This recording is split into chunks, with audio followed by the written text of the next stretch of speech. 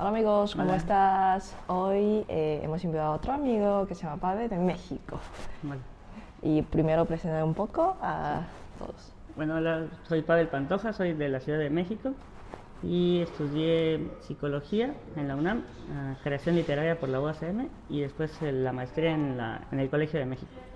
Ok, y de hecho, o sea, porque Pavel es de México y antes también teníamos como otro amigo que también es de México, que es escritor y realmente en México creo que se puede dar mucho tema porque ahora se ve que la relación de China y México está creciendo mucho y de tu perfil yo creo que me gustaría también preguntar primero, o sea, porque ya pues dijiste primero estudiaste psicología y después hiciste el cambio de psicología a algo relacionado con cine y pienso que es un cambio bastante gigante y tampoco es como de una, sino que después de muchos años, según lo que entiendo. ¿Y qué te provocó ese cambio para estudiar el chino, máster de chino? Bueno, yo creo que de hecho se relacionan las cosas que he estudiado, porque estudié psicología y ahí trataba de enfocarlo en la psicología social. Ok.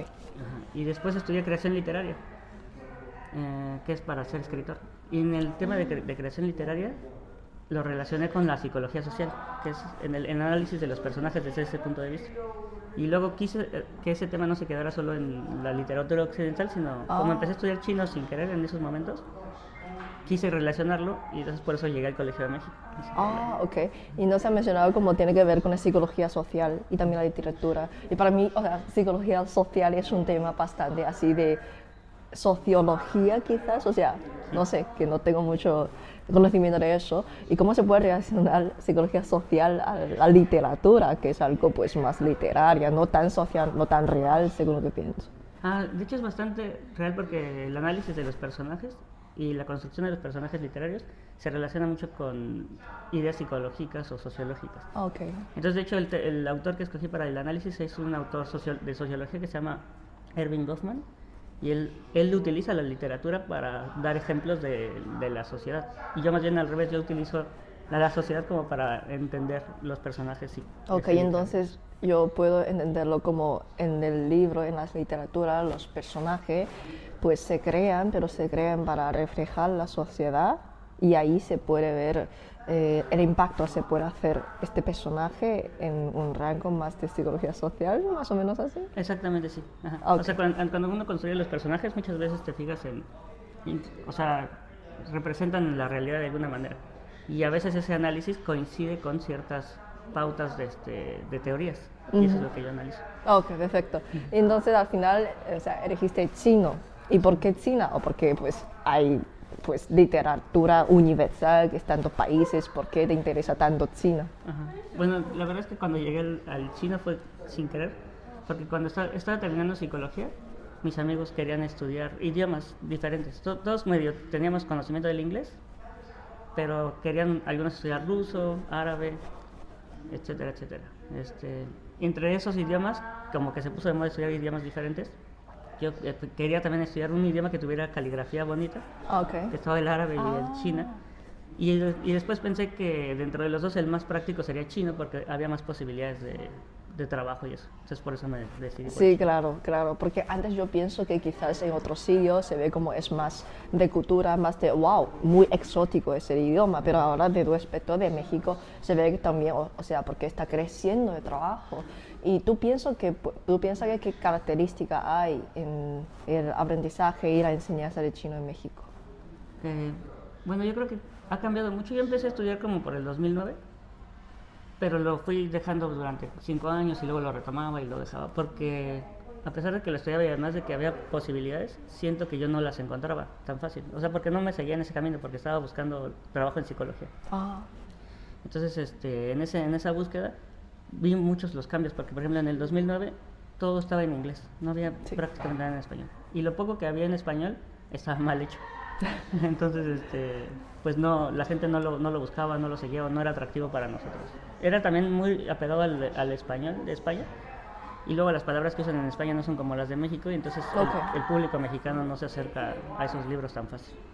Entonces, en esos años que he visto el cambio. En primer lugar, el material en inglés hay mucho más material, más rico, más interesante. Sí, claro. Y también en el español cada vez hay mejores materiales también.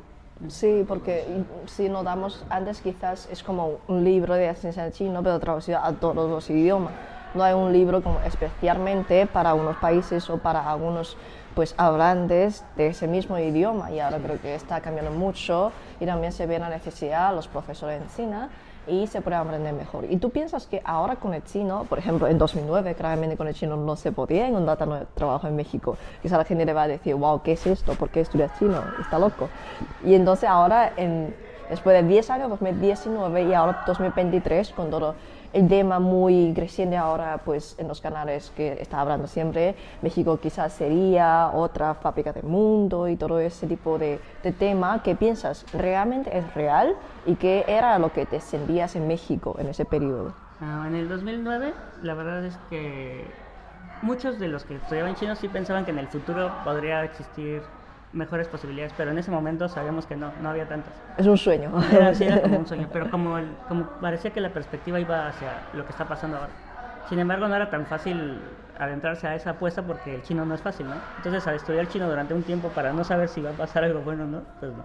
Pero yo estaba un poco acostumbrado porque de lo que he estudiado mucha gente me ha dicho que no me va a dar dinero, como psicología o creación literaria. Entonces dije, pues voy a estudiar lo que me gusta. Y como me gusta también la cultura china desde antes, pues dije, sí, voy a intentarlo. Okay. Pero ahora pues ya te sientes como está llegando más trabajo, más posibilidades que nunca habías pensado. Sí, definitivamente. O sea, por ejemplo, estaba trabajando antes de maestro, porque soy profesor también de chino. Ajá. Y antes del profesor de chino estaba trabajando en un consultorio de psicología y también soy podólogo también, que es un doctor de los pies. Como un doctor es un profesional de los pies.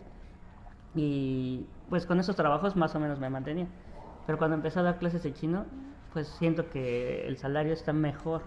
Y entonces ya dije, pues me voy a dedicar ya de plano a esto.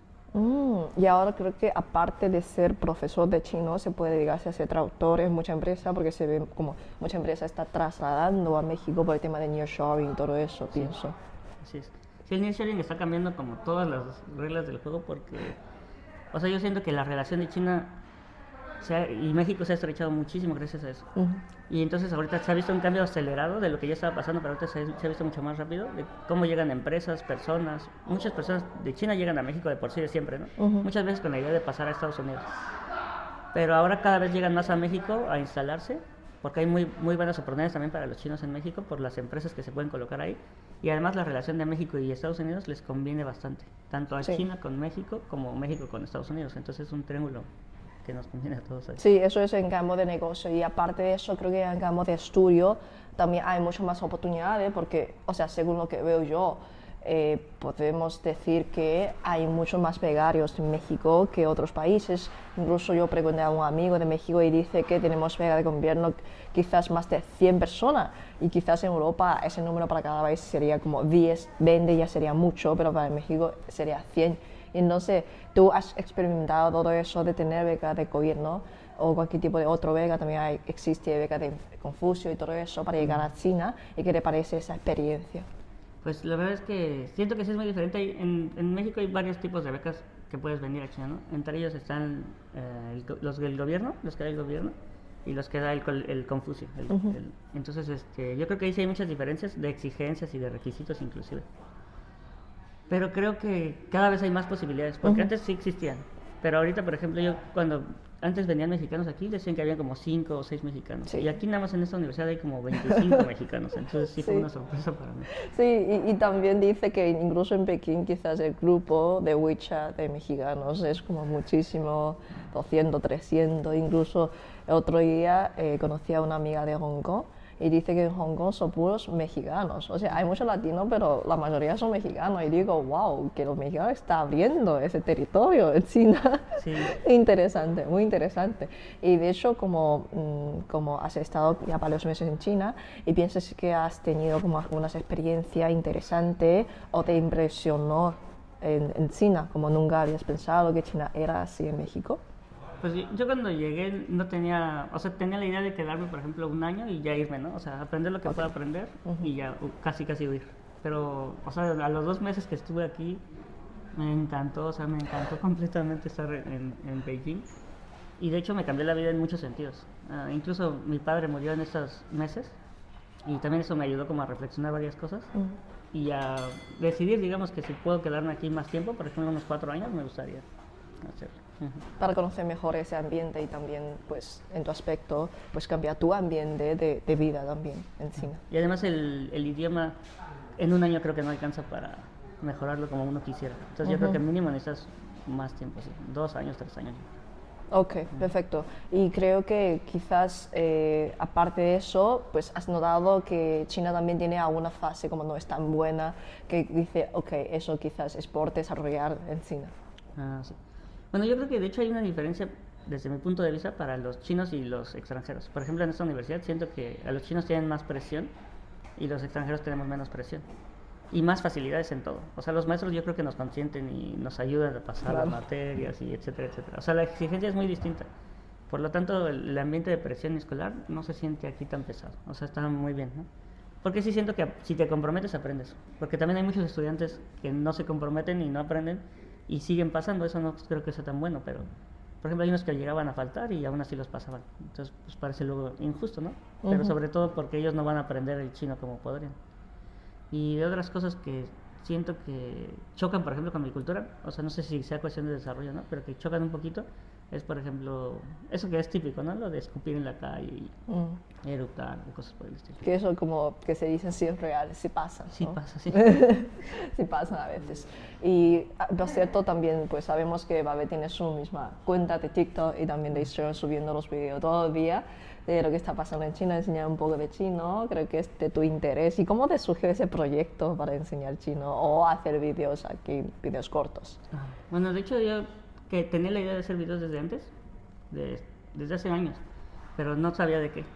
O sea, quería hacerlos de literatura o de mi tema de investigación, pero no me enganchaba. Y cuando terminé el Colegio de México, lo primero que quise hacer fue videos. O sea, casi terminando como a la semana y media, empecé con las ideas primarias que tuve, que obviamente no sabía grabar ni nada, ¿no? Pero poco a poco me empezó a gustar mucho tratar de enseñar un poco de la cultura china desde México primero. Y luego pensando, de hecho, mi idea fue, voy a empezar ahorita mi canal para que cuando llegue a China tenga ya ciertos conocimientos de cómo editar y eso, para poderlos hacer mejor. Entonces así fue mi plan y me ha funcionado. Sí, y entonces también recomendamos si quieres saber un poco más de China y también la vida real de un estudiante extranjero en China, se puede seguir a Pavel y vamos a dejar su información abajo. Y pues, ¿tienes algunos planes en China en los próximos meses? O sea, algunas ideas interesantes para hacer. Sí, o sea, quisiera, ahorita que tenemos un periodo de vacaciones, quisiera hacer más videos, o sea, como más largos o más profesionales. Ajá. Y tratar de seguir enseñando la cultura y hacer entrevistas, que eso es una cosa que también quiero hacer. Sí, o sea, sí. Sí, perfecto. Y entonces quedamos con eso. ¿Y tiene cualquier otra pregunta o duda sobre esa tendencia de aprender el chino en México?